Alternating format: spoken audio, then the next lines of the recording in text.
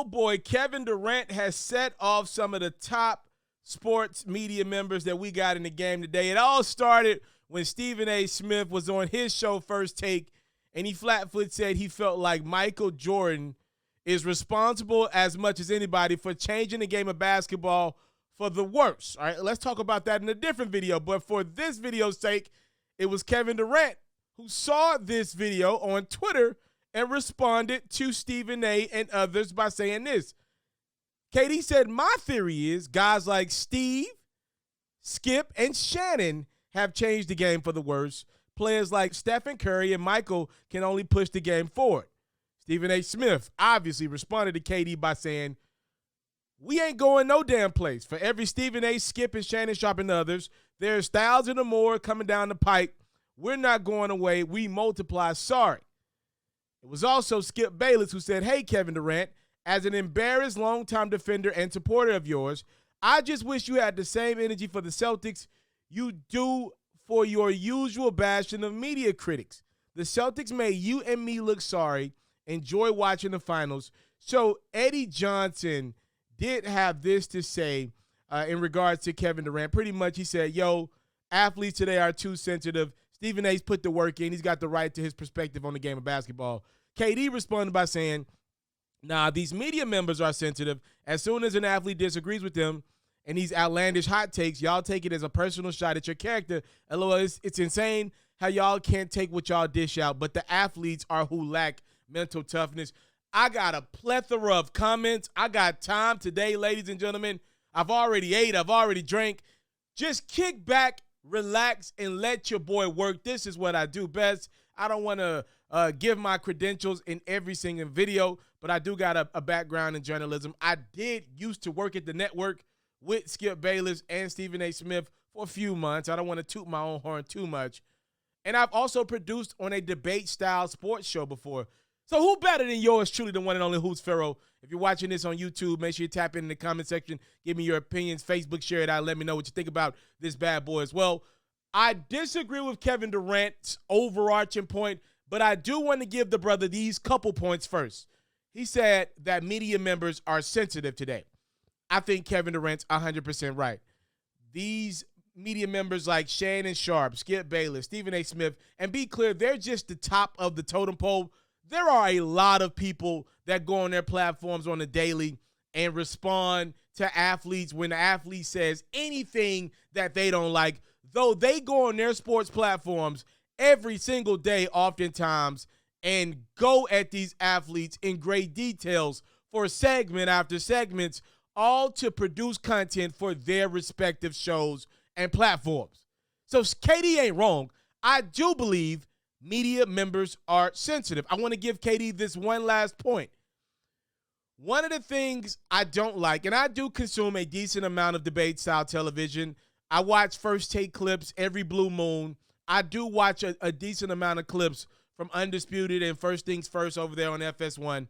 I do believe this to be true. It feels like a show like Skip and Shannon, when they're not in football season, could go down to about 3 days a week. I believe that, by the way. If they were Monday, Wednesday, and Friday, I do believe it would be a lot better than going Monday through Friday, when clearly some days it gets ridiculous with some of these topics. Like if LeBron gets his hair cut differently, I guarantee you the next day, Skip and Shannon are going onto that platform to say, LeBron James goes bald. Is he trying to copy Michael Jordan? Find out on the next episode of Dragon Ball Z. Like, that literally is how ridiculous it has gotten.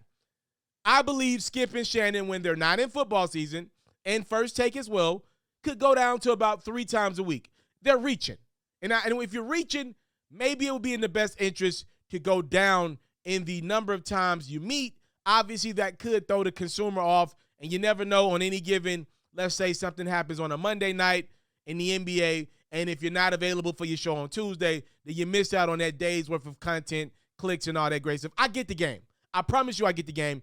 But I do understand Durant's point, the small portion of it when he says, yo, I feel like y'all somewhat ruined the NBA. I know where he's going with that. I don't agree with the overarching part of it, but the somewhat like, yo, we're now studying basketball players every move in the offseason, their every move in like things that just don't matter in the grand scheme of their careers. It has gotten ridiculous. And it's not just Skip, Shannon, Stephen A, and others. We all do it. And KD is clearly blaming those three gentlemen for leading that charge. Now, from here on out, I'm going to be very critical of Kevin Durant. I don't believe Skip Bayless, Stephen A. Smith, or Shannon Sharpe have ruined the game of basketball. I don't believe that. I don't believe they've ruined sports altogether. What Kevin Durant needs to realize is this. KD, you play basketball for a living, a sport in which you make a crap ton of money. KD, if it were about just you dribbling a ball 82 times a year and getting to the playoffs with no reporter, because you can't have it both ways. If you get rid of the Skips, the Stephen A's, and the Shannon Sharpes, I'm going to say, look, you're probably wanting to get rid of a lot of the sports reporters today because you have been critical of them as well. If you want to play that game, then you don't want media attention around the game of basketball. I'm sorry. Kevin Durant going after ring number 3 is just not interesting enough to keep fans tuned in. It's not enough business for ESPN, which, by the way, Kevin Durant pays a lot of your contract, right? That TV deal that ESPN has with the NBA. Well, games only happen between 7 to midnight a night. ESPN's a network. They need programming in the morning and the evening, meaning their personalities that they pay a lot of money have to talk about something during the day for that network to be able to make money throughout the day. When you say, yo, you believe people like this have ruined the game of basketball, what I would like to say to you, KD, is that Durant chasing ring 3 or LeBron chasing ring 5 or whatever, Steph Curry chasing ring 4, these storylines are not compelling enough to keep a lot of fans, not all, I'm sure there'll be some, but a lot of other fans are like, yo, bro, if there's not going to be a Skip Bayless who always hates on LeBron James or Shannon Sharpe who goes out of his way to always love on LeBron James, a lot of fans are like, yo, I'm just not interested enough in this. No, we like watching these guys because if nothing else, they're paid to watch when we're not watching. That's what a lot of fans believe. These people are entertainers. They're hyperbolic representations of the Dallas Cowboys fan base, of the LeBron James fan base, of the Los Angeles Lakers fan base, of the Pittsburgh Steelers fan base. That's what their job is to do, is to entertain. I tell this quick story all the time. When I got to ESPN, the first thing I learned when I got a bad grade on an assignment I had that night, I was doing highlights for SportsCenter. The producer came to me, pulled me to the side and said, yo, I'm failing you. The reason why I'm failing you is I want you to never forget this. ESPN, never forget. The E comes before the S. The entertainment becomes before the sports. Never forget that. I never forgot that after that, as I tell you that today. Kevin Durant, you have to understand that you just dribbling a basketball is not exciting enough for every fan to watch you every night of the season. Speaking of that, when you talk about ruining the game of basketball, how come, KD, you give no criticism to your fellow NBA athlete teammates who don't play 70, 75 games a year, but they still cash in on those paychecks in the games that they didn't play? Like, you don't think that's helped ruin the game? Which I don't even think the game of basketball is ruined.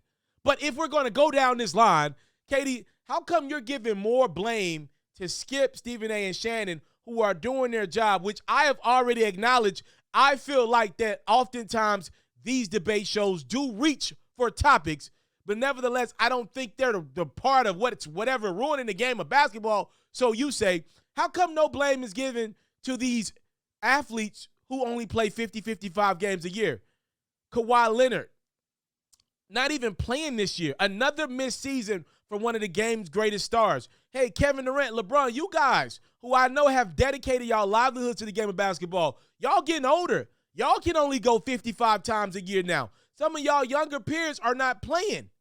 Like, Andre Iguodala is playing in the NBA Finals. He clearly was healthy enough to play in the previous round, but just decided to sit it out. Katie, how come you're not critical of guys like that around the league? I went to a game this year in which LeBron and the Lakers were playing the Atlanta Hawks. This was the Lakers one time in Atlanta. LeBron didn't play. Anthony Davis barely played.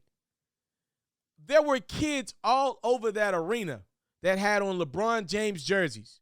And I'm not blaming LeBron because he's did a phenomenal job at growing the game of basketball. So have you, KD. But those kids spent their Christmas gifts watching LeBron play or going to try to watch LeBron play. And he wasn't there. You don't think that's more of a problem in the context of the game of basketball than Skip or Shannon or Stephen A. talking about it in an entertaining fashion for a living? You think that's more of a problem? One of the things that continues to baffle me is how invested Kevin Durant is to social media and his phone. And we've seen, obviously, the burner account stuff play out. But the day-to-day conversation about Kevin Durant, it gets to him. And I just wonder why guys like LeBron James are able to deal with this stuff and seemingly not let it get to them. Kawhi Leonard seemingly is able to deal with all the criticism that he gets. Steph Curry, he deals with the criticism and moves on with his life. Like Tom Brady deals with the criticism, moves on with his life. Peyton Manning dealt with it. These all-time legends who have been criticized on the highest of scales somehow, some way find ways to better deal with it than Kevin Durant, and I'll go to an NFL comparison, and Aaron Rodgers have been able to deal with it. It seems like they're struggling without with all the success that they've had. They've all been able to win at an elite level, win MVPs, all that great stuff. But they're struggling to deal with it. And I don't think it's an accident that both Kevin Durant and Aaron Rodgers, to the best of my knowledge, are not only single, but are without kids. And if I'm reading the room, this is just outside looking in, it feels like what's able to keep guys like Steph Curry and LeBron James and Tom Brady balanced when they didn't have their best game or their best season or whatever is that they got beautiful families to go back to. And when the dribbles are done and the passes are done being thrown, it feels like the family is what gets them by. They realize, yeah, this is cool. I'm just blessed to be here. I got kids. I got a wife. Like, there's more important things to life than what Skip Bayless is saying about me at 9 in the morning. There's more important things to life than what Stephen A. Smith is saying on a network that helps pay my bills. There's more important things than what Shannon Sharpe is saying about me, whatever jokes he's making about me throughout the day. And by the way, I do want to say this quickly about Shannon Sharpe, KD. I don't think it's fair to put him in the same conversation as you do Stephen A. and Skip. I'll be the first to admit to you, I said this the other day, I do believe to a degree Stephen A. Smith and Skip Bayless have become characters of themselves. I would never in my wildest dreams fix my lips to say the same thing about Shannon Sharpe. Look, when I'm watching Inside the NBA with Charles Barkley, Kenny Smith, and Shaquille O'Neal, you think I'm watching that for basketball breakdowns from Chuck or Shaq? Absolutely not. They have nothing to say more than, I was a superstar. We need the role players to step up. I got to be great because I'm a superstar. Literally, they say that pretty much every night of the season. The same thing.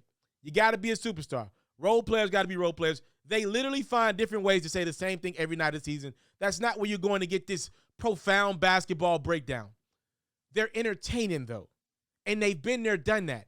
I don't have the right. What does Shaquille O'Neal say? I don't have that G-class classification to question them brothers because they did it. Their experiences are better and more up close and personal and relatable than anything that I could dream of. Even being a member of the media, even about to go on the road in my 30s with the NBA, still, I can't relate. Shannon Sharpe is a Hall of Famer. Though it's the NFL, I'm still giving that brother the credit of being a Hall of Famer, and he's actually quite witty, right? I don't want to put Stephen A. and Skip, who, by the way, are both longtime journalists, I don't even want to remotely put them in the conversation of Shannon. Yes, does Shannon go in on LeBron a little too much and definitely find ways to take up for LeBron no matter what. That's his guy. I get it. Sometimes it's a little egregious. I'll go there with you. Overall, though, who the hell am I to question the credentials of a first ballot Hall of Famer? Meaning, at the end of the day, he did something. He was great at something to a degree that I will never be able to relate to you as an athlete. He can relate to that. It's a different sport, but he was great at something, one of the best at something, which is what you are, KD, which is why it baffles me that you continue to let these people have so much of your joy, man. I know this for a fact, if nothing else. Kevin Durant has a really good business partner and Rich Kleiman. And if I'm not mistaken, Rich does pretty much the biggest portion of KD's dealings. So KD's got all the money in the world. He's going to be a billionaire at some point in the near future for sure. I think Rich pretty much relieves KD of that stress, which means Durant's got nothing but time. He hoops, and he gets on social media to the best of my knowledge. It feels like Durant needs something to take more of his time than to be going back and forth with media personalities claiming they ruined the NBA. There are so many things out there I believe could be changed about the NBA. Number one being that these players ain't playing in enough games, and these fans are going out spending these dollars on tickets, and these players are not present for these games. And, you know, these injuries, these guys are still rested in the regular season, but still not healthy for the playoffs. If you want to start about what's quote-unquote ruining the game, a game that I still think is beautiful, by the way, I think we should start there. I don't believe Skip Bayless, Stephen A. Smith, or Shannon Sharpe fit the builds of what's quote-unquote ruining the NBA before we have those conversations first. Again, I think the NBA is in a beautiful place. Could it be better? Yes. I think sports debate television is probably in the greatest place it's ever been. Could it be better? 100%.